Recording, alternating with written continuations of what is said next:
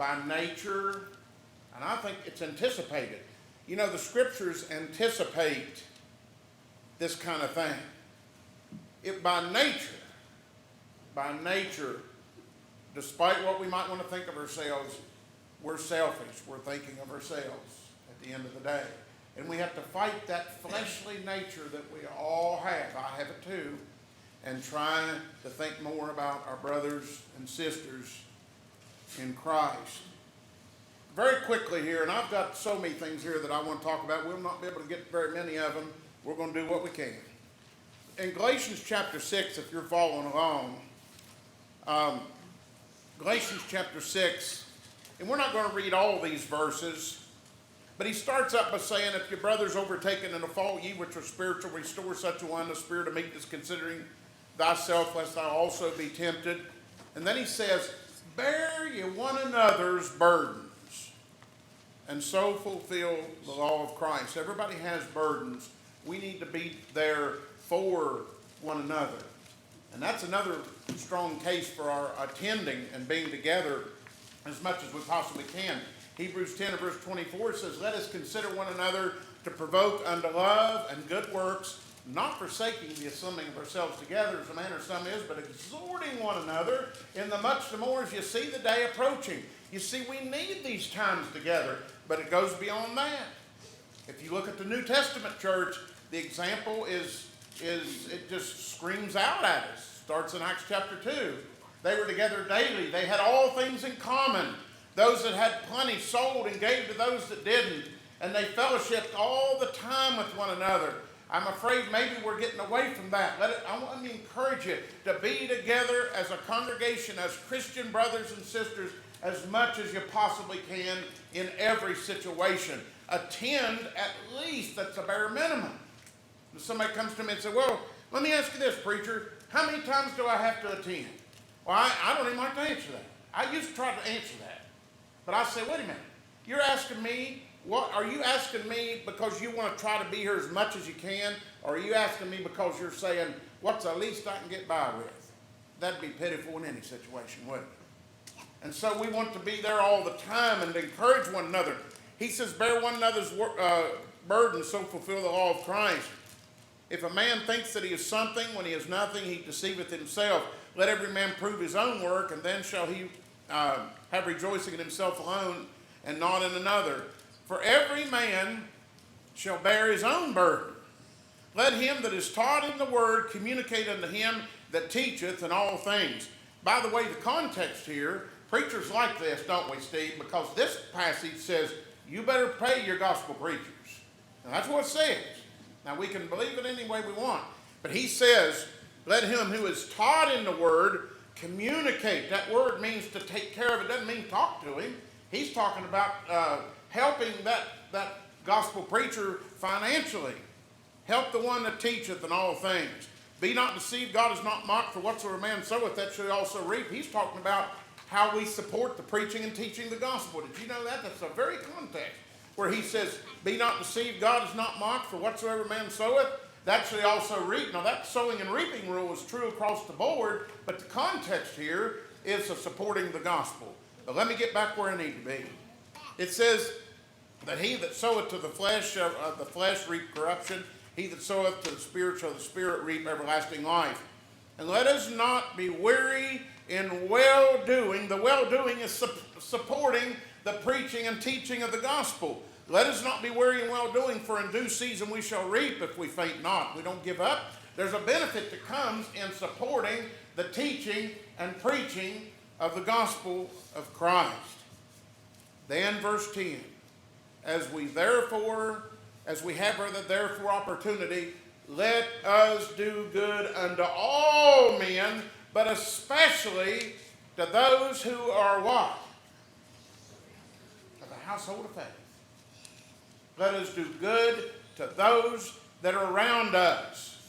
The good he's talking about here, I'm aware of it, is predominantly the supporting of the teaching and preaching of the gospel. But he says, let us do good to one another. If we could take all those one another passages, and I did that in a lesson that's somewhere in my files, and I imagine a lot of you all have done that if you've taught or preached or anything like that. You take all those one another passages, you stand for quite a while. One another, one another. Well, that's what Christianity is all about. We should not be thinking of ourselves self-seeking, but thinking of those who are around us. And sometimes we run into people that are, you might just say, that they're selfish, and that interprets into mean and hateful. I heard one time a man said to his wife, he said, I'm tired of it. You're mean and hateful, and I want you to turn that around. She did.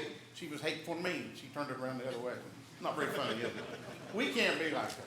We've got to be kind to one another. There's so many, it's an overwhelming amount of passages that talk about relationships.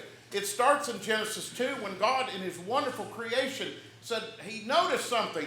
In chapter 2 and verse 18, it is not good that the man should be alone.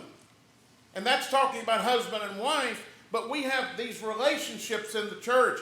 Did you ever wonder why the church is set up the way that it is? Did you ever wonder why the church goes by congregations? That we don't just walk around independently of one another, but we meet in groups and we have congregations as was set up and are led by elders and ministered by deacons and preachers of the gospel and things. You ever wonder why it's like that? Because I'm not worth anything by myself, and neither are you. We need each other. And the only way that's going to work is if I care more about your well-being, your situation, than I do my own. Here's how wonderful that turns out. Because if you're doing what you want, what you need to do, you're going to care about my well-being rather than your own. See how it's reciprocal? You see how it works? That's the way it worked in the New Testament church. And that's the way that it works today. And by the way, that's the way it didn't work in the New Testament church. Example after example of where they altered in that plan and they had problems as a result of that. We should not be selfish.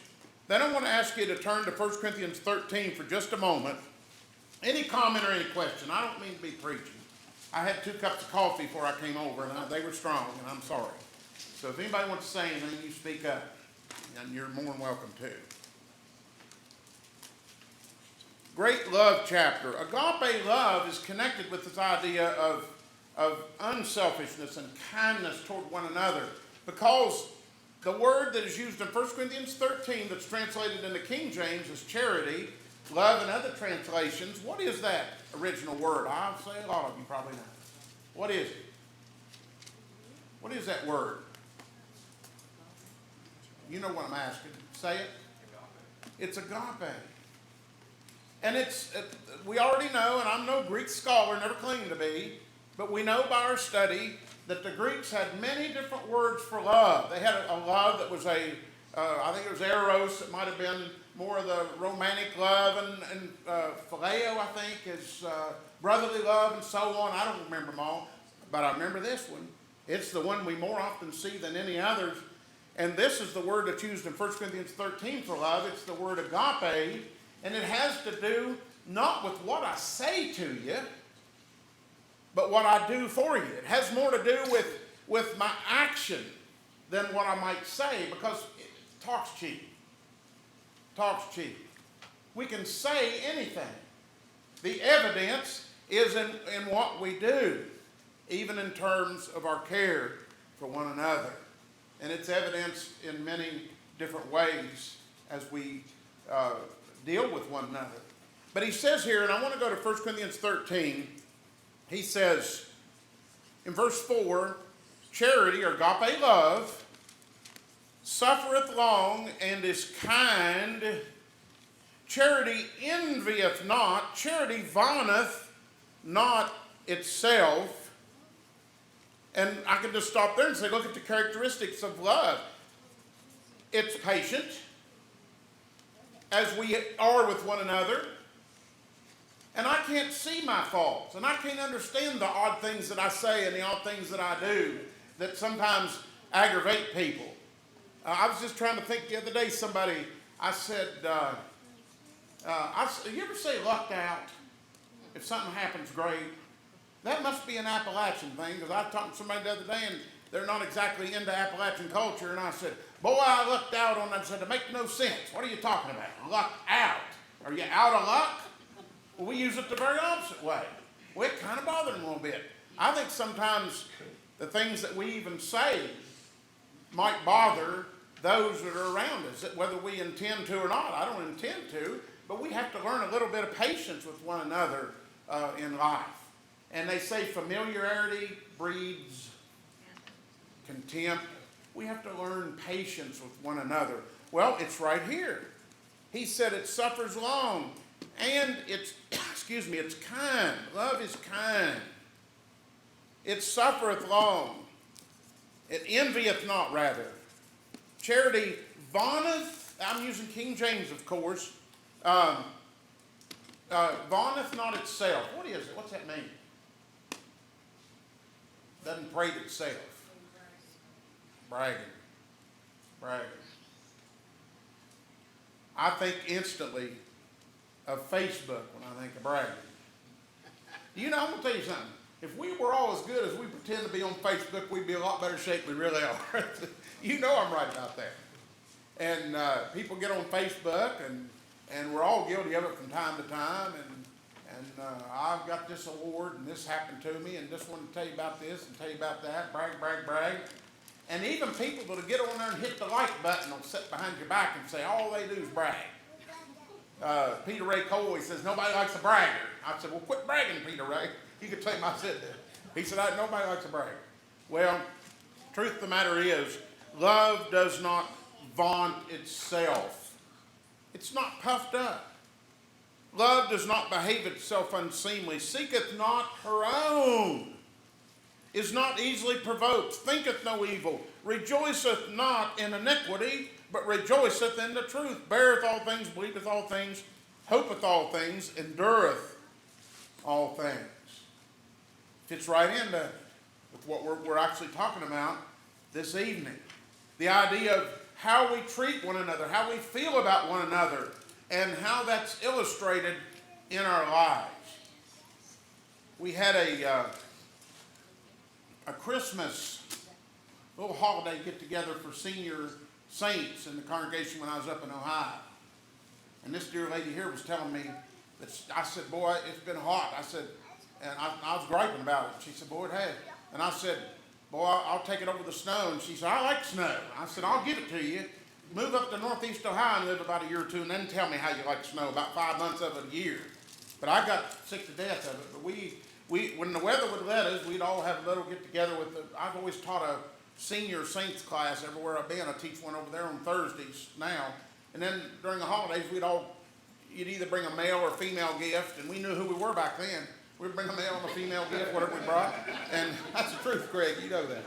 Anyway, truth if I ever told it. But anyway, we'd bring those, and they said keep it around $5.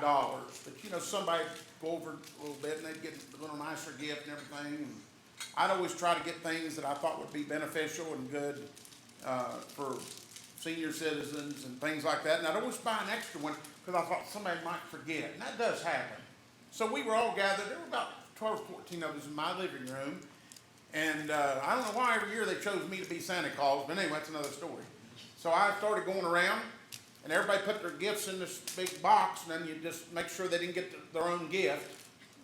But we had one fella, I'm not going to call his name, he's not even around anymore, but I know you live stream this, and I don't want to get myself in trouble, but this one fella, Titus Treebark, we were at a funeral one time, they were taking up money to donate for flowers, and he opened his wallet, and I'm pretty sure a bat flew out of there. He hadn't had that wallet opened in years. And he just wouldn't, you couldn't get a nickel out of him. He'd squeeze that dollar bill till the eagle was screaming. And he's just that kind of guy. And I thought, what's he going to do? So, ironically, the couple that always brought the nicest gift, he rooted around in there and got the nicest gift. What he put in there, and when I finish this, it's going to make more sense to you.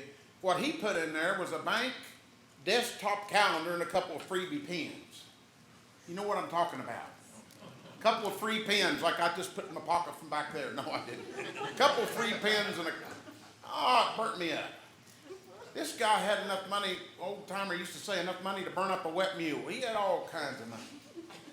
And it tore me up, and I got to worrying about him. He was older, and I thought, he's going to lose his soul.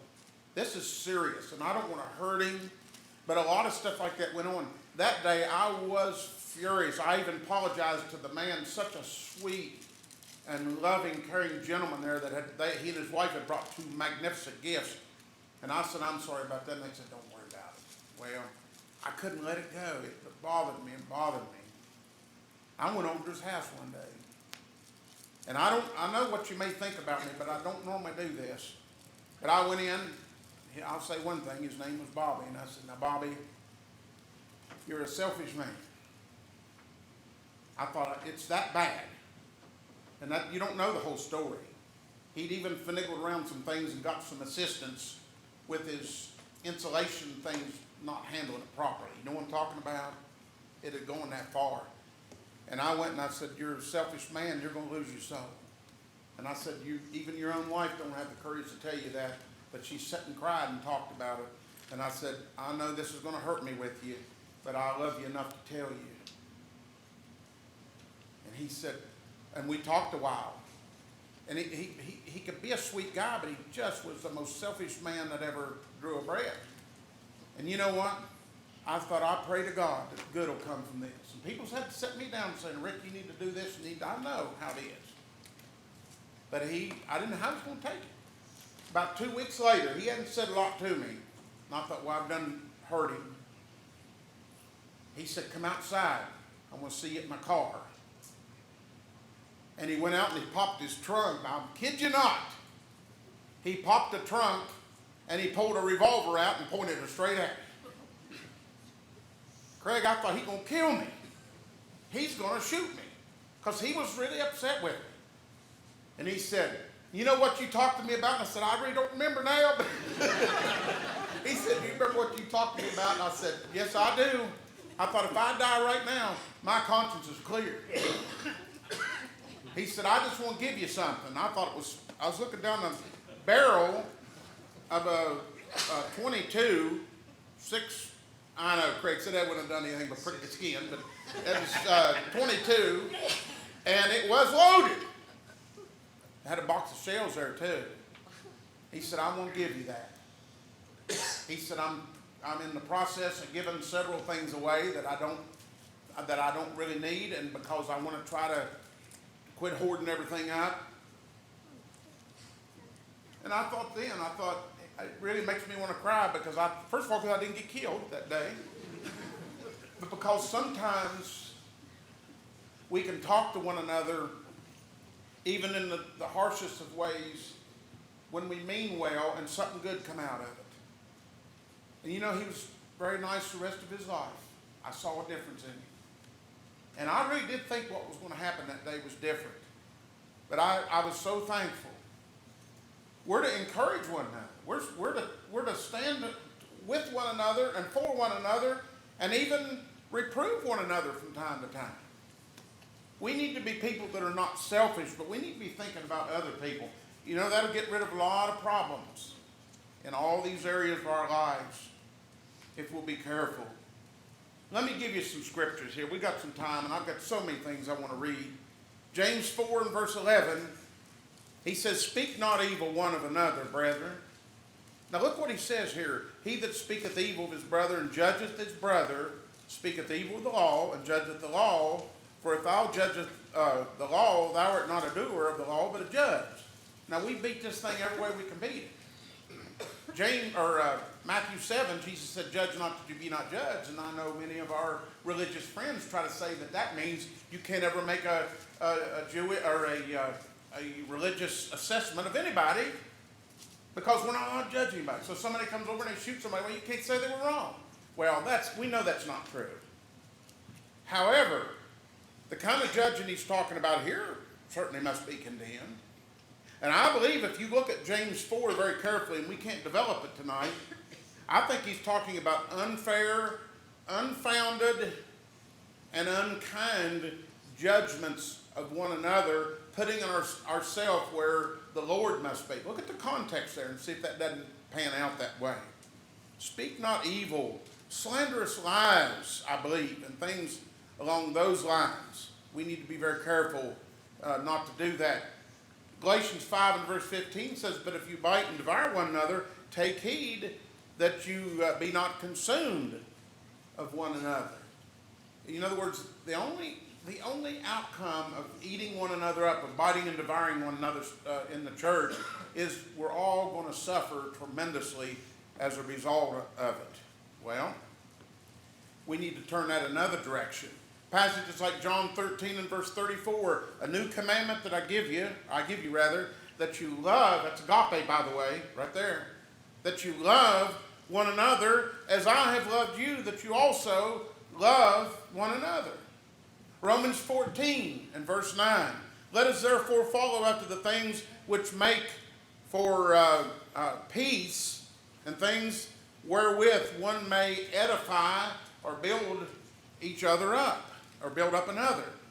The New International, I'm not a big fan of the NIV, but the New International says right here in relation to this, things which make for peace, it says, "Make every effort to do what leads to peace." My goal, my effort in my dealings with my fellow brethren in the church should always be to lead to not confusion and problems, but peace and love between ourselves. Ephesians 4 and verse 32, he says, "Be ye kind to one another." And then all we just read in 1 Corinthians 13. I had a little note, and I'm reluctant to tell this for sake of time, but when I read this passage, I think of it, and I've got it noted here. Paul tells the Ephesian brethren, as we just noticed, verse 4, Ephesians 4:32, "And be ye kind to one another." Back in the town of Mount Vernon, Ohio, in about 1961, 60 or 61, in that period, a dear friend of mine that I won't mention, who had a handicap. He had a hand that was almost not usable. He had a deformity. You know, they took him in World War II, and he served his country well. But he had that, and I'm not even going to use the term well-meaning, one cantankerous brother in a congregation at that time, it was around 200. I don't have to tell you, within 2 years, they've splintered 5 different directions, and to this day, they've never really recovered, to be honest with you, in that area. But things like this is what hurt them. One brother, as soon as this man named Dean was one of the ones up serving communion, and he had the hand that was non-functional, and he did the best he could, and all this kind of thing. When the service was over, the fellow went back to him, who had a lot of prominence in the congregation, and he said, "I don't want to see you on the communion service anymore." He said, "Why?" He said, "Because God wants the best, and you have a deformity, and you should not be up there." It makes my blood run cold. When he told me, I cried. And he told me probably 10 years ago. And I said, you can't be telling me, right? He said, "Absolutely." I knew some of the people involved in that. And I said, "How can anybody?" And I'm going to tell you this, I don't know everything else about that.